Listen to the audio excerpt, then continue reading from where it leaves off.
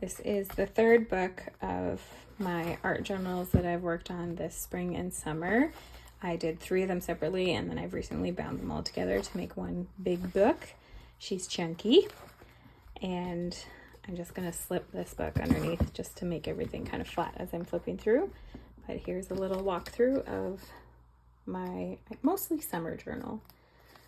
Part of it started with Junk Journal July challenge that Meg Journals posted. No, I did it in June and July. It was the prompts from Junk Journal January. That's what it was. About half the book is the prompts, and then the second half is just free. And so I made myself a little reference card that I can bring over page by page so I wouldn't remember my reference. And I just love this little swatchy card that I made. This is where junk journaling is fun. Keep everything. These are all pretend tags, but this was a gift tag that my sister had given me on a Christmas gift. And I just loved what it says. If you must catch the next breeze, find soil again, and water to grow you, community to shape you, people to encourage, and when you must leave, may the soil be richer than when you came. And I felt like that was very fitting for our summer as we started to connect a little bit more with the church that we've been attending and the people from there, and allow ourselves to just take a light route here while we're still in this in-between stage of where we're living, and grow this summer.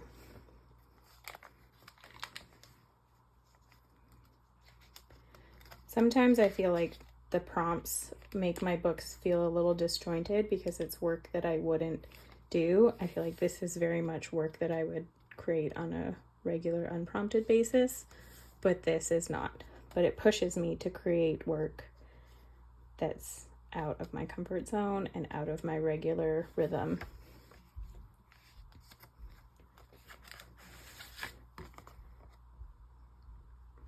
I have to tell you a little story about these paper clips. I added on a wish list of mine for wanting to get some ephemera for little add-ons to my art journaling. I wanted smaller than regular size or standard paper clips that weren't silver.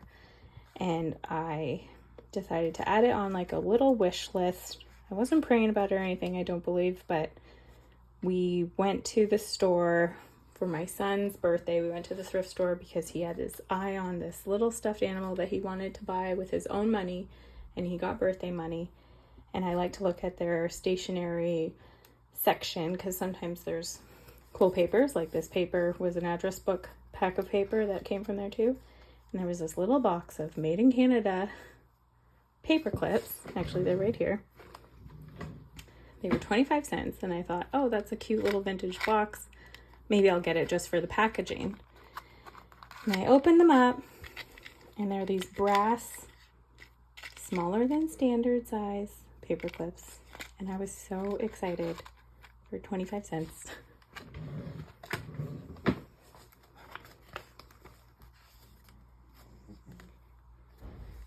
Here's one in action.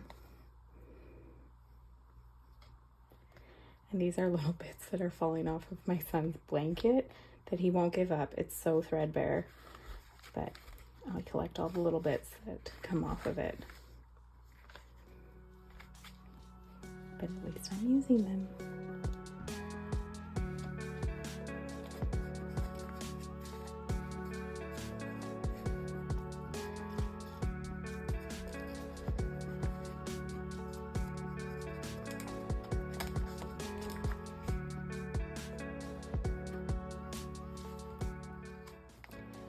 This was a cool little project that, I can't remember her name. I'll link her video in the description below, which I think she got inspiration from someone else to make a little booklet like this. I decided to make it to be able to glue into my book, but she made it as a standalone, and it's just fun because you got to make all these extra pages as you open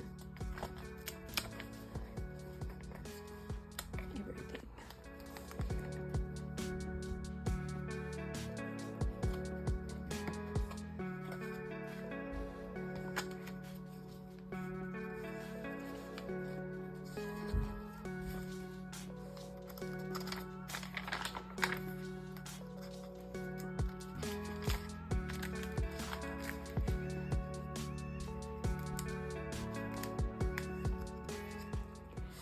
This page makes me laugh because the prompt was newspaper, and earlier in the week I had just pulled out this from our small town's local paper, and I thought it was so funny from the letters to the editor section. I would like to complain about Sam Noble's letter to the editor, complaining about Roger Varley, who's one of the journalists, complaining. And I just thought it was so funny, and I was happy that they included it in the paper.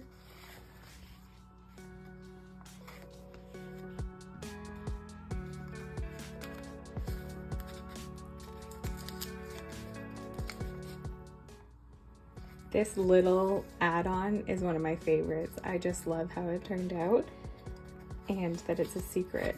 But I feel like I need to either let it blend in like it is in this page or do something to make this stand out so that it's remembered to look at, or just keep it a secret.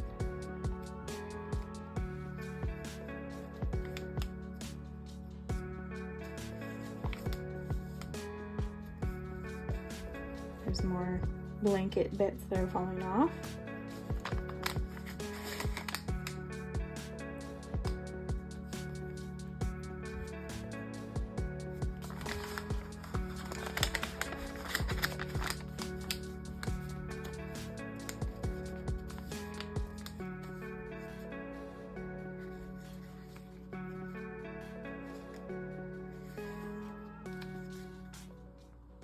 We've had quite the struggle this summer with our pool where we're staying and figuring out, we've gone through so many of these pH and chlorine strips that I had to keep one to glue in here. It's faded so much, but I like that it still retains some color.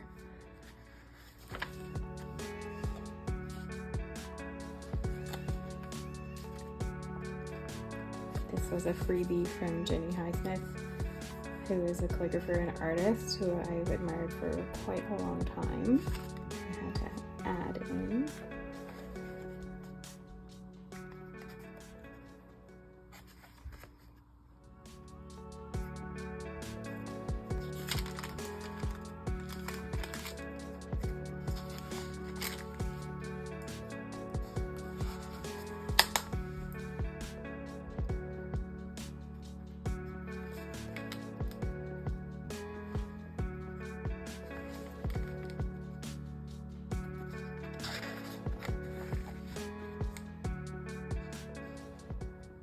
This was also a page I love. I could swatch probably all day, but I felt like I shouldn't have a book that's just swatches, but I love the black and white against a swatch page.